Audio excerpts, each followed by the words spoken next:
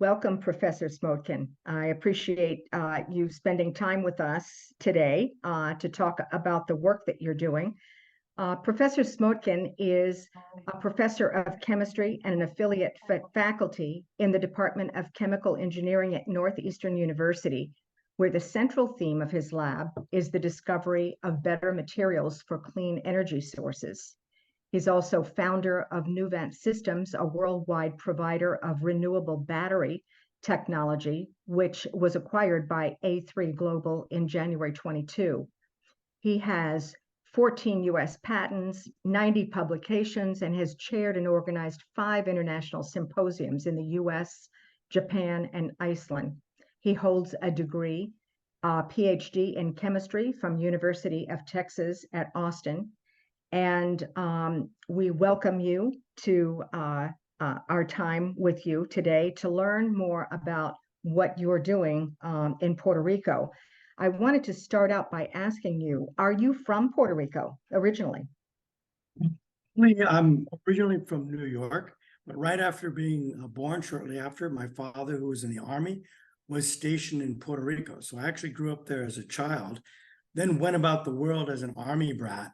And I always intended to come back, and so I did in around the year 2000. So I'm not from Puerto Rico, but a longtime resident of Puerto Rico.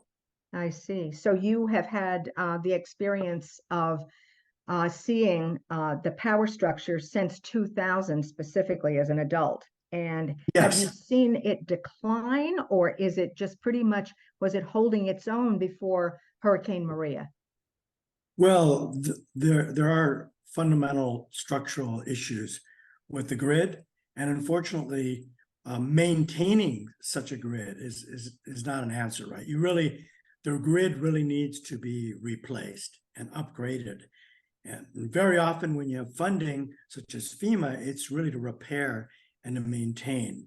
And so we're really, the dilemma is that we're repairing and maintaining a flawed grid.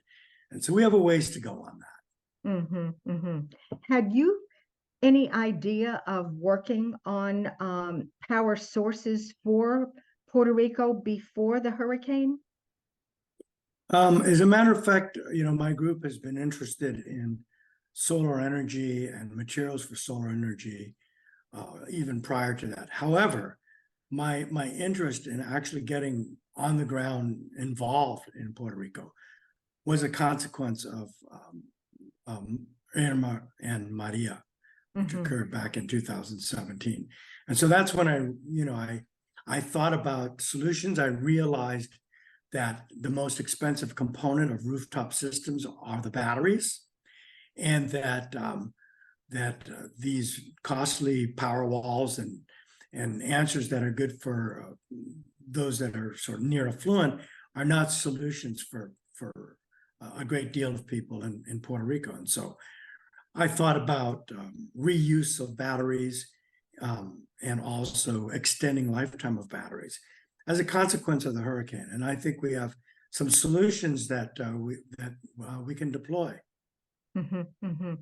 How willing do you find the power systems and the government willing to work with you? Are they open to that? Well, I mean, I think that the government has put out funding opportunity announcements, which show that they are open to this. Okay, not necessarily to me specifically. I'm one of many who can apply for this funding, so I'm a bit new on the block. I think we're in fact submitting proposals now to the Department of Energy for the Puerto Rican Resilience Fund, which will put rooftop systems on approximately 40,000 households. They need an educational program for that, and we will make a bid for that. When you say that they need an educational program for that, are you hoping to hire Puerto Ricans, native Puerto Ricans, to do the installation work? Well, in the FOA that we're applying to now, the Department of Energy is going to fund installers, and the installers will do the installation. They have a program to identify the beneficiary, which would be like last mile communities. That would be their, they have a program for identifying them. And then the DOE realized that in order for alternative energy or renewable energy to be deployed, you have to have a broad mindset for this. People have to understand this technology, at least to some level, right? And so, and if they don't, it's going to be much more difficult to deploy it. I mean, at the minimum, a person who gets a rooftop unit needs to know when to call for help. Or how does that online system that monitors the output, how does that work? And what information do they need from that for maintenance? So there's a lot of basic understanding. For example, batteries, right? People tend to think that if you buy a 100 amp hour battery, you can get 100 amp hours from it. But in fact, you can never fully discharge batteries repetitively. And so you really, if you want long lifetime, you have to use less of the battery than the vendor provides rating for. And this is something that end users or beneficiaries may not understand, and they may want to fully discharge their batteries. So there are a lot of nuances that people have. It's just like if you're gonna get a driver's license, that's not going to work if you don't get some driver's training, right? Right, exactly. And a rooftop solar system is about as complex as driving an automobile. You know, it's simple once you've been trained, but if you don't have the training, you shouldn't have that license. And so there is this disconnect, right? Where installers will install a beautiful system, but the beneficiaries don't adequately understand it, and the system fails. So education is important. It's important for the operation and maintenance of the system, but education, even at a lower level, the 7th and 8th grade and further up, is actually very important because the community, in this case, all of Puerto Rico, has to have a mindset. Children need to grow up thinking about this, understanding this, and being excited about it. Otherwise, it's like an experiment, right? It's another yet experiment in Puerto Rico. But really, there's a lot of evidence-based, background that we can provide. And so that's what the educational system is for. And what we'll be proposing is to basically do what we've been doing all along, which is education at Northeastern and also through our technology and educational center that we have in Puerto Rico. I'm curious, the beneficiary that we see that received the first panels and battery system, how are they doing with their system? Well, okay, now I've only deployed a system that we described in the movie. There have been many other systems. Many systems have been deployed in Puerto Rico, and the information I'm giving you now is anecdotal, so just be aware of that. But we've heard from many people that have obtained systems. Even I live on Calle San Sebastian, 2 blocks up. A system was installed. I won't mention the vendor. That system's never worked. There are many examples. We used to review proposals for the Rotary Club in Puerto Rico. The Rotary Club was providing cost share for systems that were being developed and funded by the U.S. Department of Agriculture. And I reviewed them, and many of them had deficient battery backup. Or they didn't have enough panels. All the ones we reviewed were all for water pumping. We were reviewing proposals for delivering water from wells, and many systems never worked from the outset.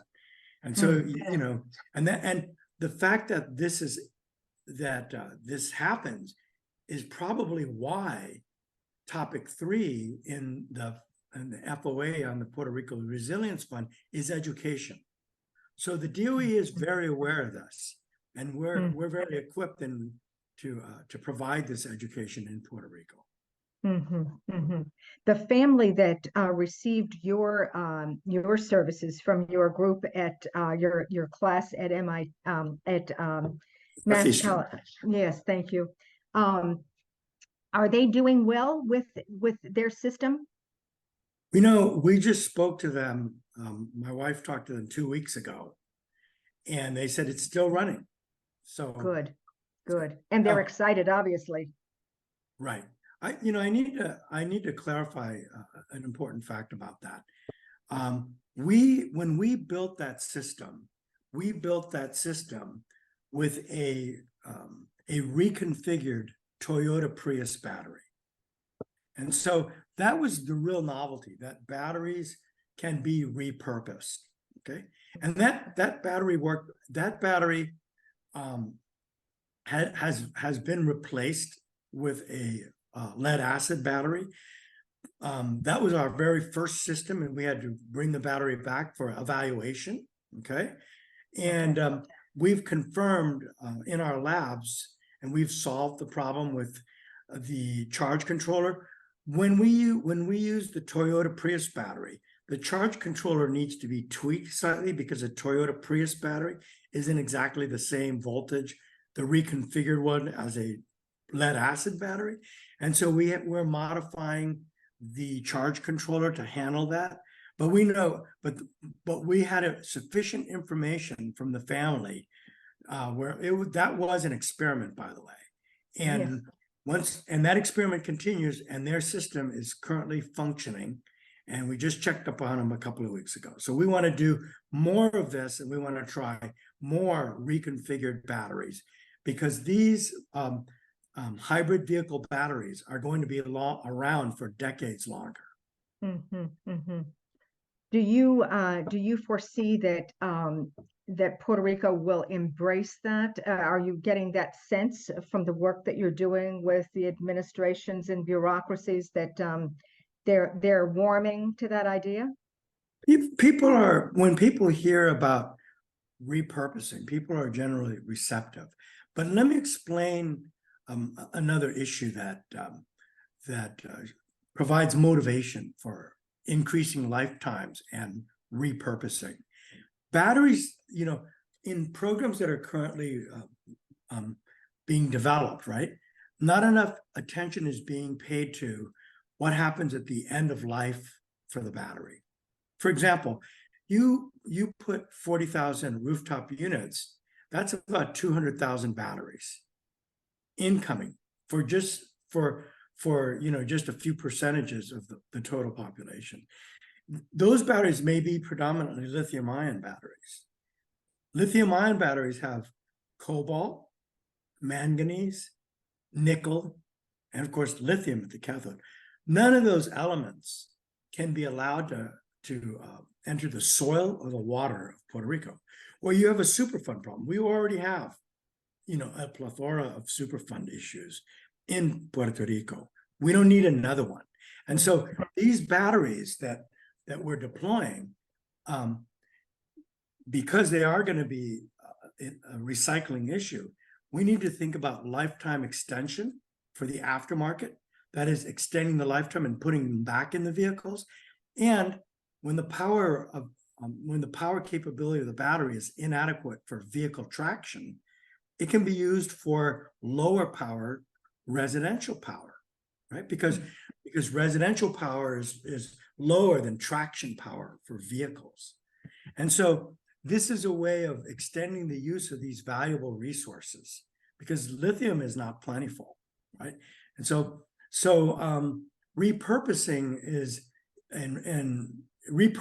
a natural component of extending the use of these toxic elements. The other thing also is that this provides opportunities for Puerto Rico that we want people to understand. These elements that I mentioned cannot be allowed to enter the soil or the water. So what we need to develop in Puerto Rico are the processes to extract these metal ions from the battery recycled material and reintroduce these elements into the supply chain.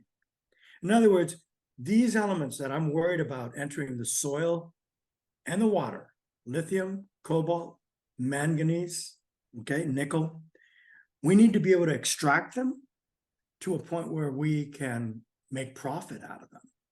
And so that's part of what we're working with. And we're working on that collaboratively with Northeastern University, or at least the Technology for Education and Renewable Energy. It's a collaborative effort between A3 Global, Northeastern University, and us in Puerto Rico. A3 Global specializes in battery reconditioning using equipment that I developed along with my team at Nuvant Systems when I was CEO at Nuvant. So our interest is considering the recycling issue that's coming up, and in terms of extending lifetimes and repurposing. Well, you are in the perfect place to be working with young minds that want to make a difference. And I understand also Nuvant Systems, now A3 Global, they are working with many of your graduate students. Is that correct? As they go out and become engineers in the world? As a matter of fact, A3 Global is funding research at Northeastern University. And yes, and also A3 Global has been hiring interns through the Mass CEC intern program in Massachusetts. And so, and I'm hoping to continue to grow this relationship between what I do in Puerto Rico, Northeastern University, A3 Global, towards extending battery lifetime and repurposing. Well, it was very exciting to watch your team in the film where Adam grabs the enthusiasm and excitement of their success with this experiment. And I want to wish you the very best with the work that you're doing, because as I see it, it's not just a possibility of addressing climate change in Puerto Rico, but all over the world if this comes to fruition. So thank you so much, Professor. Well, thank you very much for the opportunity to explain what we're doing. We're very grateful for your work. Thank you.